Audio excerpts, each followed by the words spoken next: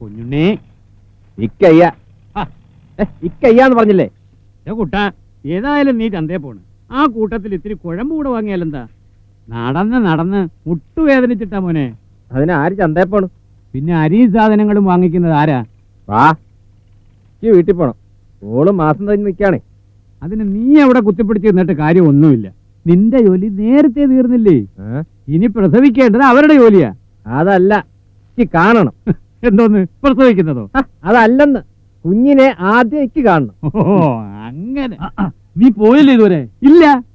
ചന്തേ പോടാന്ന് പറഞ്ഞ് മനുഷ്യന്റെ വായിലെ വെള്ളം പറ്റി. മിണ്ടാരിടോ, നീ വീട്ടിൽ പോ കുഞ്ഞുണ്ണി. നിന്നോട് ഞാൻ പറഞ്ഞതല്ലേ കുറച്ചു ദിവസം ഇങ്ങോട്ട് വരണ്ടാന്ന്. നീ എപ്പോഴും അടുത്ത് വേണം. അത് മായമ്മയ്ക്കൊരു ധൈര്യ.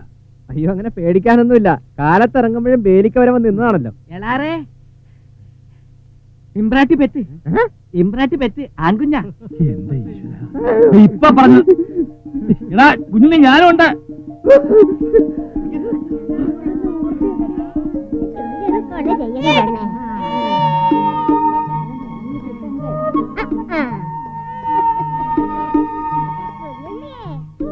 ഇതാ എന്റെ മോൻ കിടക്കണ കണ്ട.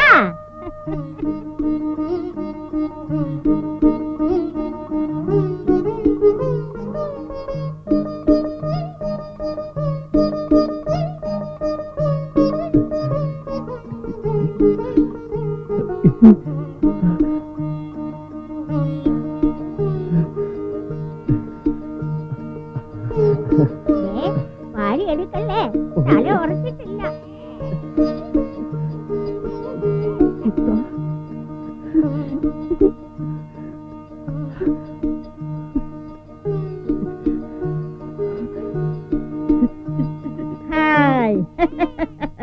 രണ്ടാളും കൂടി പണി പറ്റിച്ചല്ലേ? ശരിക്കൊന്ന് കാണട്ടെ ഞാൻ. നിങ്ങൾ എന്തായി കാട്ടണേ? ചേട്ടാ, ആണാ പെണ്ണാണെന്ന് അറിയണ്ടേ? അതിന് ചോദിച്ചാ പോരെ? തുണി നോക്കി നോക്കണോ? അത് ശരി. എന്തായാലും ഞാൻ കാരണം ഇതുവരെയൊക്കെ ആയല്ലോ. എനിക്ക് സന്തോഷായി. എടാ മോനെ കുട്ടാ,